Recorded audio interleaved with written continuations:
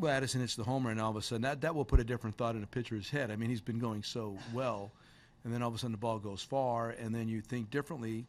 And he had 2 strikes on Wilson when Wilson hit that home run. That was a changeup, I think, a 2-2, was it? 2-2 changeup. So, yeah, I just think we were able to get to him only because one guy turned the impetus around by just hitting that home run. All of a sudden, Contreras, they get the other guy in the game. And Dexter had a really big hit, obviously. Coughlin, another good at-bat. He's been really good. But Dexter, 2-out knock right there is kind of spectacular. And then beyond that, the jug runs with Jason. That ball was really properly struck to the oppo gap, which was beautiful to see. That's what he does. So give their guy credit. I've never seen him. I think he went to Georgetown. Is this guy from Georgetown University in Washington? I saw Georgetown. I thought I did. That's. I wonder how many guys from Georgetown have pitched in the big leagues. I know they've been on chief justices of the Supreme Court, but I don't think they've ever been that good of a right-handed pitcher. Really interesting, good kid. I mean, threw strikes and knew what he's doing, but I think the home run turned it around. And before you rally, Hamill did a really creditable job.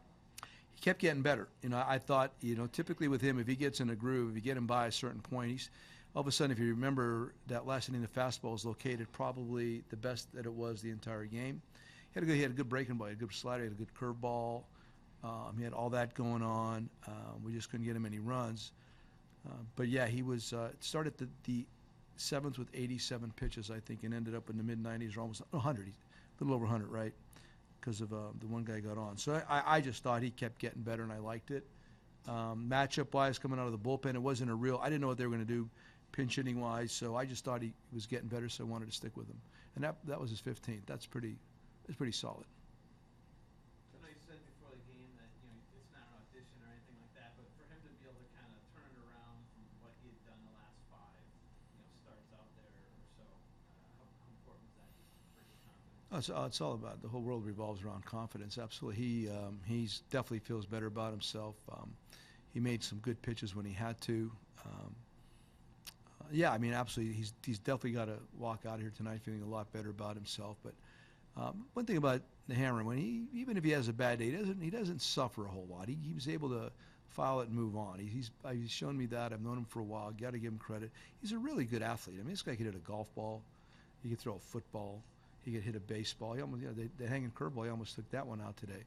He's a really good athlete. So that's part of it. He's not an extrovert. He doesn't talk loudly, but he has a lot of self-confidence.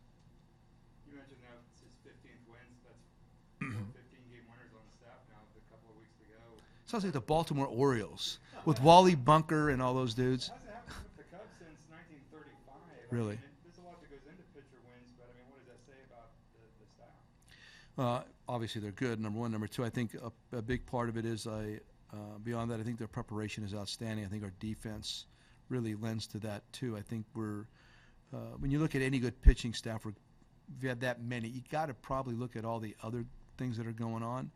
Like I said, I think our scouting group in here and what the guys do before the game to prep them, and our catchers are really heavily involved. They're really invested in the pitchers. So I think it's that. They're good. Beyond being good, they're prepared.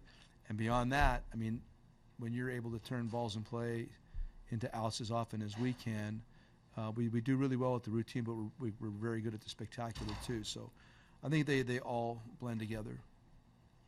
Before the game, you talked about kind of you have these next few weeks to kind of work on things almost.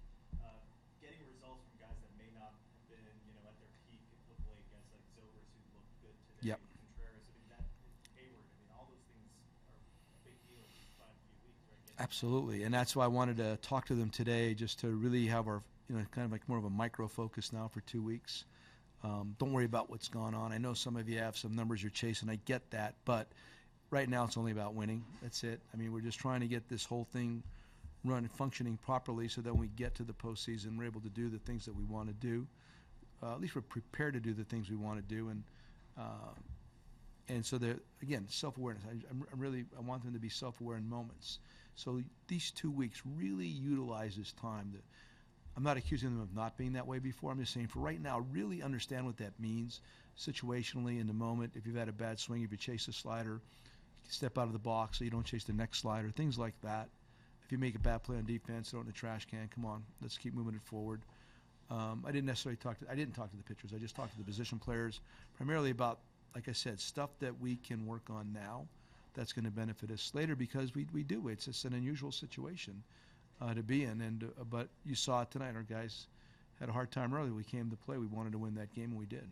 Joe, building off that, talk about working on stuff the next couple weeks. What does that mean for role guys? Guys who aren't going to necessarily be out there every day. What do they work on? Well, one of it would be pinch hitting. I mean, like Tommy came off the bench today. I wanted to make sure he would get an at-bat. If Coughlin's not playing, make sure that he would. Miggy was going to be next today. So if you're not starting, Baez coming off the bench, you got to play defense late. You got to be ready to do that.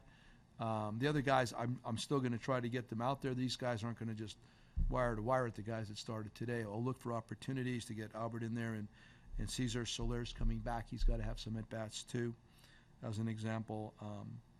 Bullpen-wise, I mean, I got to get Rob Z out there, Montgomery out of the bullpen. Travis hasn't pitched. I was worried about pitching Travis way too much, and I got to start getting him out there a little bit more often.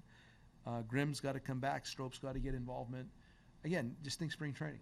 I mean, and that's the unusual position we're in. So I think at some point we're going to have to script the starting pitchers and just give them, like, listen in advance, man, you're not going more than 6 tonight or whatever, just to make sure relievers get what they need to get done too, possibly. I don't know that yet, but these are the kind of thoughts I have. I've never done this before, but these are the thoughts to include everybody, keep everybody sharp, win games, don't lose that mental edge, because we're also going to have 4 days off before the actual playoff games begin. So there's all this kind of awkward time that you're not used to fill up and try to fill it up properly.